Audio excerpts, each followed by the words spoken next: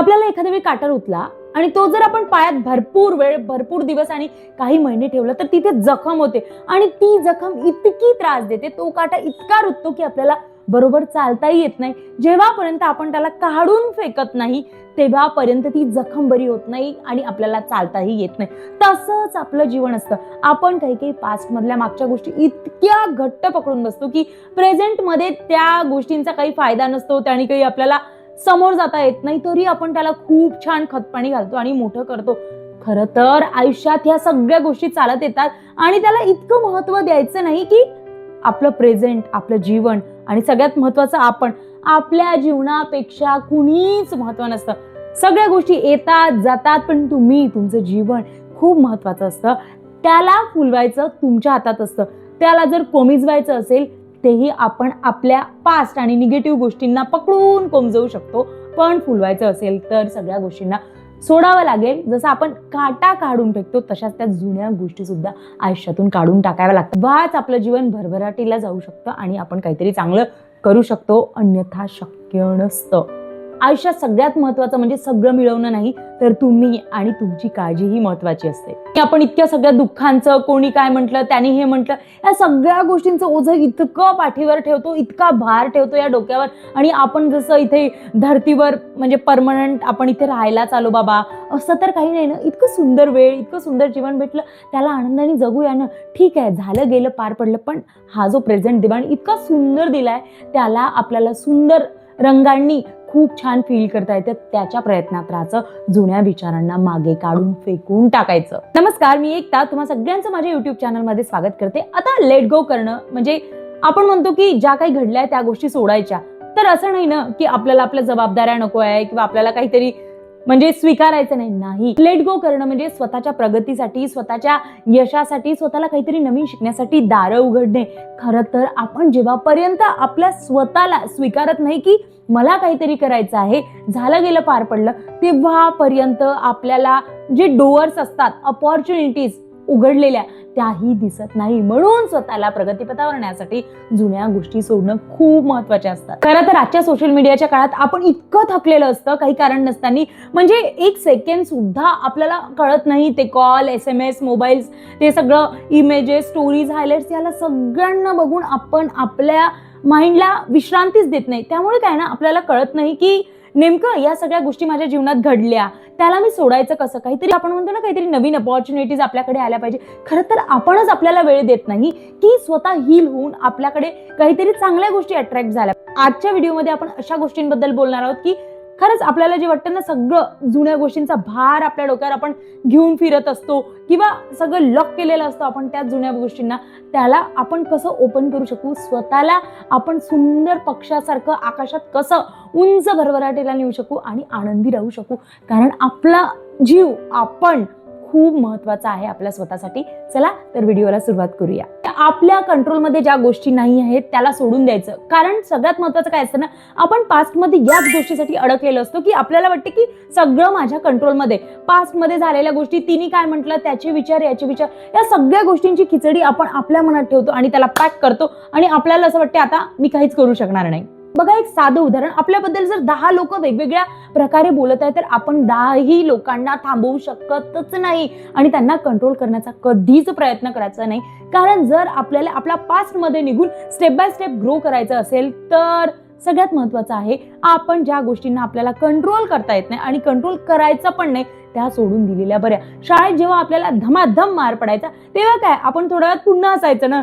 दुसरा दिवस आला की हसायचं, अरे यार आपल्याला किती छान मारलं ना काल सरांनी, ठीक आहे, मार खाऊन घेतला आणि हसायचो.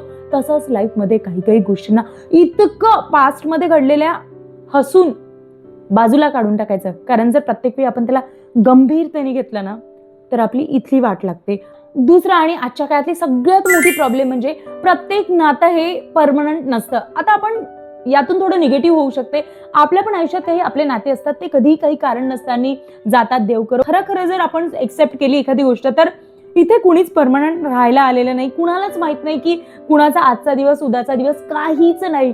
झाड पण आपल्या सीझननुसार पालवी बदलत असते, तसंच आपलं जीवन असते.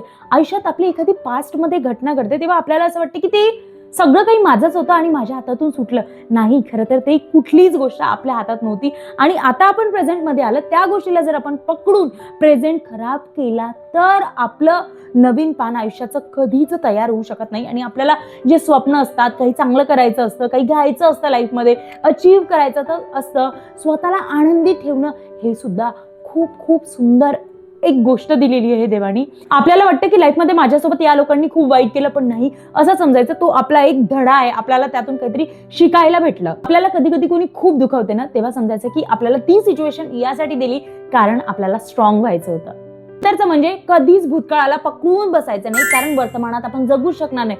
साधं उदाहरण, आपण हवा कधीच पकडू शकत नाही, पाणी कधीच मुठीत पकडू शकत नाही, तसंच आपलं जीवन असतं. जर आपल्याला भूतकाळातून निघायचं आहे ना, एक घटना जर आपल्यासोबत पास्टमध्ये घडली, आपलं कोणी मन दुखवलं, खूप वाईट छळ केला, आपल्याला त्रास दिला, तर सगळ्यात महत्वाचं आहे आपण आपल्या प्रेमात पडायचं, आपण आपल्या आवडत्या कामाच्या प्रेमात पडायचं. त्याने आपल्याला पास्ट जो असतो, जो खूप त्या गोष्टीतून निघायला खरंच मदत होते. आणि निसर्ग इतका पॉवरफुल आहे की आपल्याला तो हेल्प करत असतो हील करण्यासाठी, पास्टमधून निघण्यासाठी. कारण जगातला असा कुठलाच व्यक्ती नाही की त्याच्यामध्ये सुंदर काहीतरी एखादी गोष्ट नाही की ती चांगली करू शकत नाही. प्रत्येकामध्ये खूप सुंदर क्वालिटी असते. कुणाला डान्स करता येतं, गाणं म्हणता येतं, पेंटिंग काढता येतं, कुणाला छान बोलता येतं.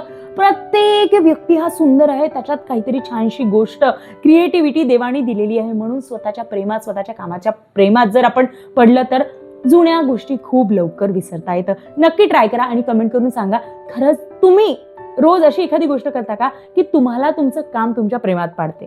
सतत आपण जुन्या गोष्टी, दुःख आठवत राहिलं ना, तर प्रेझेंटचा आनंदच आपला निघून जाईल. आणि ठीक आहे, आपण बघतो जर गाडी आपण उलट दिशेने चालवली तर आपला अपघात होणं साहजिक आहे ना. म्हणून लक्षात ठेवायचं, जीवन पण तसंच असतं. नंतरचं म्हणजे आपण सगळ्यांना माफ करायला शिकतो, पण स्वतःला माफ करत नाही. सगळ्यात आधी स्वतःला माफ करा. आपलं शरीर, आपलं मन हे खूप सुंदर मंदिर आहे.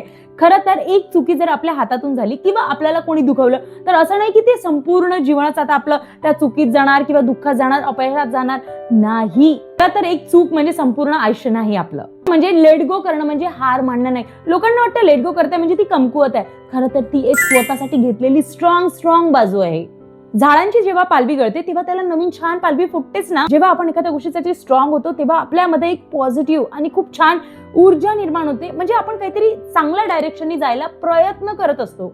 साधं उदाहरण हो, आपण जर एखादी खायची वस्तू आणली आणि तिथे जर एक्सपायरी डेट गेलेली असेल तर आपण ते फेकणारच ना, की ते खाणारच. आपलं जीवन कधी कधी काही गोष्टी पास्टमध्ये घडलेल्या त्यांची डेट गेलेली असते, ते आपल्यासाठी नसतं. मला इतकं त्रास देऊन पुन्हा निगेटिव्हिटी आपल्या आयुष्यात आणायची काही गरज नाही. म्हणजे क्लोजर मिळवल्याशिवाय पुढे जाता येतं.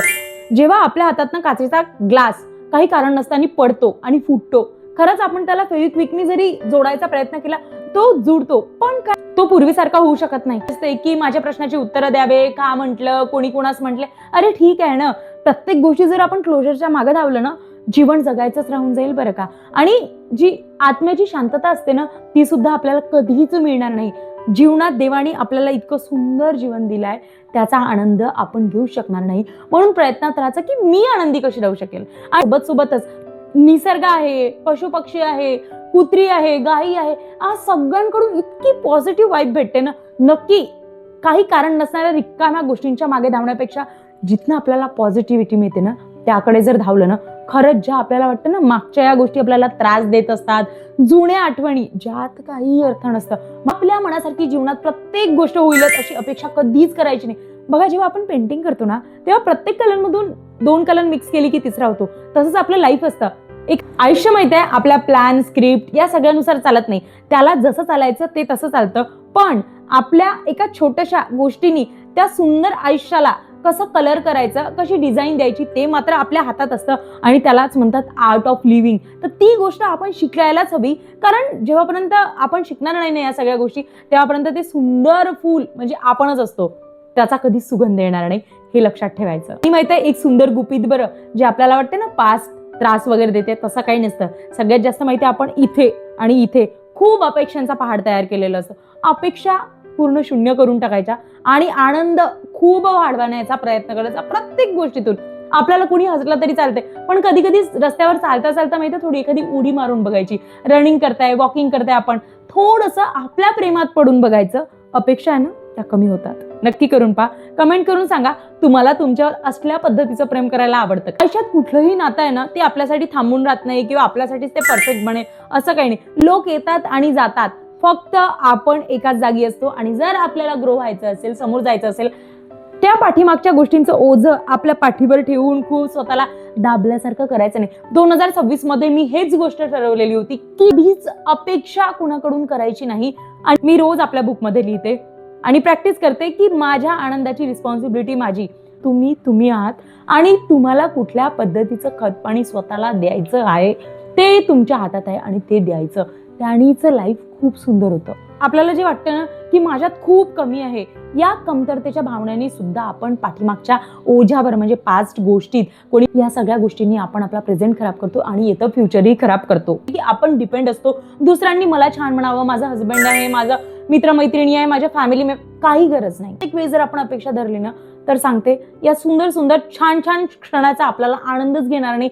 अवतीभवती खूप सुंदर गोष्टी आहे, त्या सगळ्या गोष्टींनी स्वतःला आनंदी ठेवा. आपल्या सगळ्या गोष्टींची जबाबदारी आपली असते, इतरांची नाही. नवीन गोष्टींसाठी आयुष्यात स्वागत करा.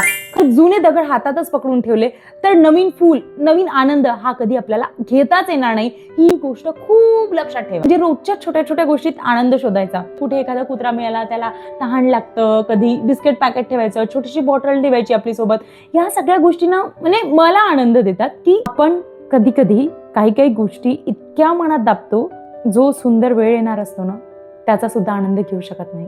वेळ लागतो आपल्या जीवनाला सावरायला, पण नक्की जीवन सावरता येतं. आणि व्हिडिओच्या शेवटी मला तुम्हाला हेच म्हणायचं की प्रत्येक गोष्टींच्या उत्तरांच्या मागे जर धावलं ना तर प्रेझेंट आयुष्यात जगायचं राहून जाईल. हो, मला जर कोणी निवडलं नाही, कोणी नाव बोटं ठेवलं कमी जास्त, तर त्याने तुमची किंमत नाही ना ठरत. आणि आपल्याला ही पण अपेक्षा खूप असते की कोणी आपल्याला जखम दिली ती त्यांनीच भरायला हवी. नाही, तुम्ही आहात ना, तुम्हाला देवाने बनवलेलं आहे सुंदर, आणि निसर्ग पण तुम्हाला हेल्प करतो हे लक्षात घ्यायचं. आपल्या सगळ्यांनाही कुठेतरी वाटते की ज्यांनी आपली किंमत केली नाही ना त्यांना आपण खूप प्रूफ करण्याच्या मागे नाही लागायचं आणि त्यांना आपल्या किंमत समजून देण्याच्या नादात आपलं आयुष्य बाहेर नाही घालवायचं. बरं का, काही लोक कधीच परत येणार नाही, काही प्रश्नांची उत्तरं कधीच मिळणार नाही, काही जखमा कधीच भरणार नाही. पण आयुष्य थांबतं का? नाही ना, आयुष्य सुरू असतं. आणि हो, आपल्यालाही पुढे जायचंय, आपल्यालाही खूप जीवनाचा आनंद घ्यायचा आहे. व्हिडिओ आवडला असेल तर नक्की कमेंट करून सांगा आणि प्लीज चॅनल नक्की सबस्क्राईब करा. Thank you so much.